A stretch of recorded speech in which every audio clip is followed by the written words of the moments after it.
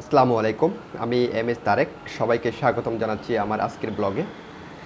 আমার আজকের ব্লগের বিষয়বস্তু হচ্ছে দুবাই থেকে, আরব আমিরাত থেকে আপনারা কিভাবে ইউরোপে সহজেই প্রবেশ করতে পারবেন সেই বিষয়ের উপর। আপনারা অনেকেই জানেন যে দুবাই থেকে, আরব আমিরাত থেকে অনেকেই ইউরোপে যাচ্ছে সহজে।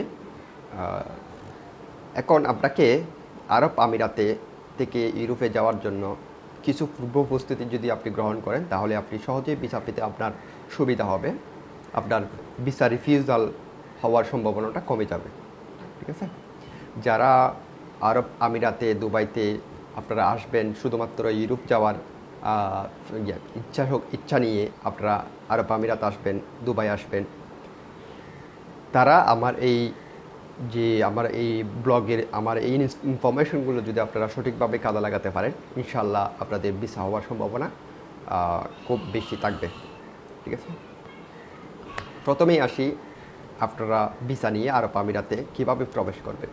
আপনারা জানেন বাংলাদেশিদের জন্য যারা নতুন একদম, তারা আরব আমিরাতে আসার জন্য শুধুমাত্র একটাই ওয়ে আছে বর্তমানে, সেটা হচ্ছে ট্যুরিস্ট ভিসা। ট্যুরিস্ট ভিসায় প্রথমে আপনাকে আরব আমিরাতে প্রবেশ করতে হবে। বাংলাদেশিদের জন্য আরব আমিরাত সরকার অন্য কোনো ভিসা এই মুহূর্তে চালু রাখেনি সরাসরি আসার জন্য। নতুনরা সরাসরি আরব আমিরাতে প্রবেশ করার জন্য একটাই মাত্র মাধ্যম আছে, সেটা হচ্ছে ট্যুরিস্ট ভিসা। আপনাকে প্রথমে ট্যুরিস্ট ভিসা নিয়ে ভ্রমণ ভিসায় আপনাকে ইউএই প্রবেশ করতে হবে। দেন আপনারা এখানে এসে ট্যুরিস্ট ভিসাকে কনভার্ট করে আপনারা ওয়ার্ক ভিসা বা পার্টনার ভিসাতে আপনারা রূপান্তর করতে পারবেন। আপনারা জানেন অল্প কিছুদিন হচ্ছে এই ওয়ার্ক ভিসাটা নতুনদের জন্য ট্যুরিস্ট ভিসা থেকে ওয়ার্ক ভিসায় ট্রান্সফারটা চালু করা হয়েছে। এর আগে কিন্তু ট্যুরিস্ট ভিসাটা থেকে ওয়ার্ক ভিসায় ট্রান্সফার করা যেত না, শুধুমাত্র পার্টনার ভিসাটাই চালু ছিল। কিন্তু এখন ট্যুরিস্ট ভিসা থেকে আপনি চাইলে ওয়ার্ক ভিসাতেও ট্রান্সফার হতে পারবেন। সো যারা ইউরোপকে টার্গেট করে আসবেন, তাদের জন্য সবচেয়ে বেটার তারা যদি একটা ভালো পার্টনার ভিসা ম্যানেজ করতে পারেন, পার্টনার ভিসা ট্যুরিস্ট ভিসা থেকে কনভার্ট করে তারা যদি পার্টনার ভিসায় যেতে পারে, তাহলে সবচেয়ে বেটার। কেননা পার্টনার ভিসায় যখন যাচ্ছেন তখন আপনাকে একটা পার্টনার হিসেবে, একজন বিজনেসম্যান হিসেবে আপনাকে আরব আমিরাত সরকার জানতেছে, এবং সেটা আপনাকে পরবর্তীতে যখন আপনি ইউরোপের সেনজেন ভিসার জন্য আপনি আবেদন করতেছেন, সেই হিসেবে তখনও কিন্তু আপনাকে এক্সট্রা প্রায়োরিটি দিচ্ছে পার্টনার ভিসার কারণে। ঠিক আছে?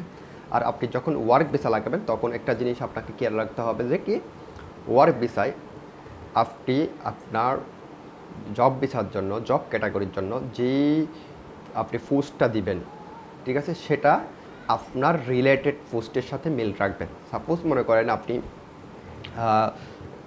ইলেকট্রনিক্সের উপর, আপনি একজন ইলেকট্রনিক টেকনিশিয়ান, আপনি ইলেকট্রনিক্সের কাজ করেন, আপনি আপনি যখন জব ভিসা করতে যাবেন তখন আপনি মনে রাখবেন যে কি আপনার জব পোস্টটার জন্য কি হয়, ইলেকট্রনিক্স এর উপর হয়। আপনি দিতে পারেন ইলেকট্রনিক্স টেকনিশিয়ান, আপনি দিতে পারেন ইলেকট্রিশিয়ান দিতে পারেন আপনি। ঠিক আছে? এই ধরনের আপনি মিল রাখবেন। ঠিক আছে?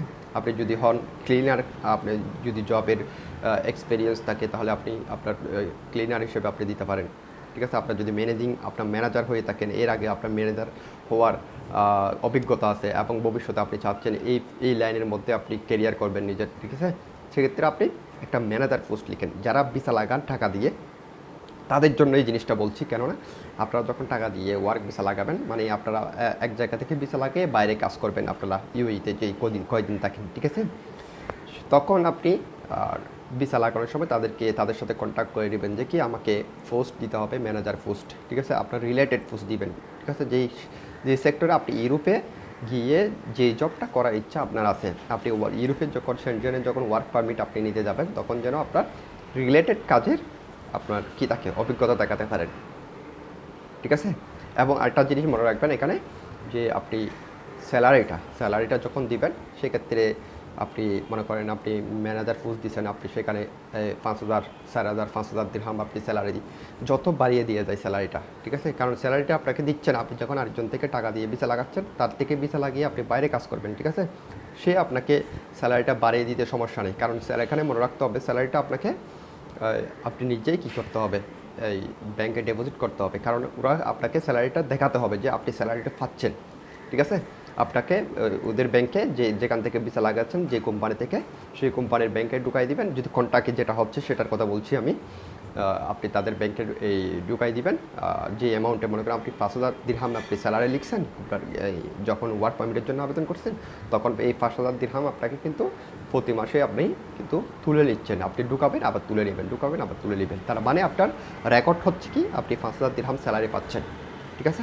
5,000 দিরহাম স্যালারি পাচ্ছেন, সেটার একটা রেকর্ড থাকতেছে, ঠিক আছে? সেটা পরবর্তীতে, এটা কেন বলছি, পরবর্তীতে আপনি যখন সেনজেনের ভিসার জন্য অ্যাপ্লিকেশন করতে যাবেন, তখন যখন ভিসা অফিসার দেখবে যে কি আপনার ইউইতে আপনি 5 মাস 6 মাস 1 বছর একটা জবে ছিলেন, ঠিক আছে? সেই জবে আপনার স্যালারি ছিল 5,000 দিরহাম, 5,000 দিরহাম স্যালারি ছিল সেই জবে। এবং আপনি যেই সেনজেন কান্ট্রিতে আপনি যে ভিসার জন্য, যে ওয়ার্ক পারমিটের জন্য আপনি আবেদন করছেন, ঠিক আছে, সেটার আপনার রিলেটেড, সাপোজ মনে করেন আপনি ইউএইতে যে ভিসাটা করছেন, যে ওয়ার্ক পারমিটটা নিয়েছেন, সেটা হচ্ছে একটা ম্যানেজার পোস্টের জন্য, ঠিক আছে? একটা ম্যানেজার পোস্টে আপনি জব করছেন, এরকম আপনি একটা ভিসা করছেন ম্যানেজার পোস্টে, ঠিক আছে?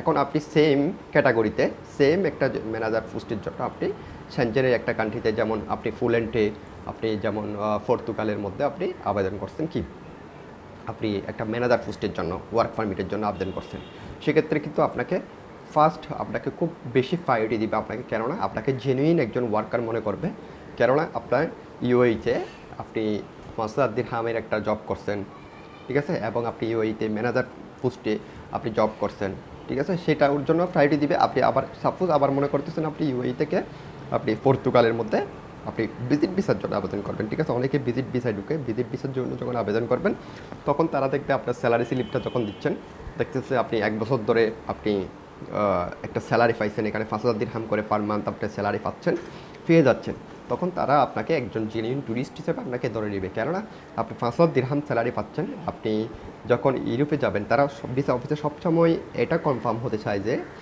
আপনি ইউরোপে গিয়ে আপনি ব্যাক আসবেন, ট্যুরিস্টে গিয়ে, ট্যুরিস্ট যারা আছে জেনুইন ট্যুরিস্ট আপনাকে প্রুভ করতে হবে যে আপনি একজন জেনুইন ট্যুরিস্ট, ঠিক আছে? অনেকেই ট্যুরিস্ট ভিসায় গিয়ে ইউরোপে থেকে যাচ্ছে, তারা ব্যাক করতেছে না, সেই জন্য তারা সাধারণত ট্যুরিস্ট ভিসা দেওয়ার জন্য অনেক চিন্তা ভাবনা করে, অনেক কিছু তারা কনফার্ম হতে চায়, ঠিক আছে?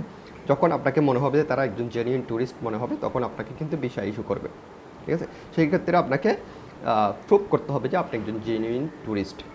আপনি যখন দেখাচ্ছেন আপনার ওয়ার্কের স্যালারি, 1 বছর আপনি ইউএইতে থাকলেন, সেই যে ওয়ার্ক পারমিটটা বার করলেন, সেটা দিয়ে আপনি 1 বছর 2 বছর ইউএইতে কাটালেন, ঠিক আছে? আপনি যেখান থেকে জব ভিসা লাগালেন, সেখানে আপনি কাজ না করে বাইরে কাজ করছেন, ঠিক আছে? বাইরে আপনি কাজ করে যাচ্ছেন, এরকম হাজার হাজার ইউএইতে করতেছেন, ঠিক আছে? সো কিন্তু আপনার বাইরে আপনি যে পোস্টেই কাজ করেন না কেন, ঠিক আছে, কিন্তু আপনার ওয়ার্ক পারমিট যেটা বাইর হয়েছে সেটাই আপনার এক্সপেরিয়েন্স হিসেবে শো হচ্ছে।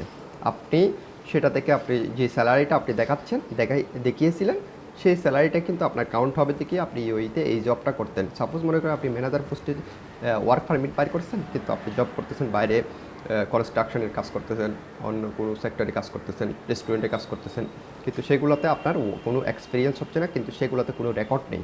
আপনার রেকর্ড থাকতেছে যেটা আপনার ওয়ার্ক পারমিট বাইর হয়েছে, আপনি যেটা দিয়ে আপনি লিগ্যাল হয়েছেন ইউএইতে, সেটাই কিন্তু আপনার মেইন স্যালারি, মেইন আপনার ওয়ার্ক পারমিট, মেইন আপনাকে জব ক্যাটাগরি, ঠিক আছে?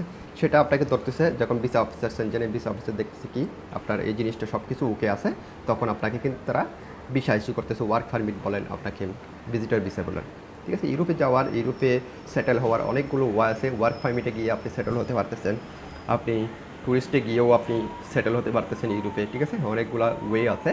সেই বিষয়ে আমি আরেকটা ব্লগ করব, ইউরোপে কীভাবে সেটেল হওয়া যায়, ভিজিট ভিসায় গিয়ে কীভাবে ইউরোপে সেটেল হতে পারবেন, আপনি ওয়ার্ক পারমিটে গিয়ে কীভাবে ইউরোপে সেটেল হতে পারবেন, সে বিষয়ে আমি আলাদা আলাদা ভিডিও করব, ঠিক আছে?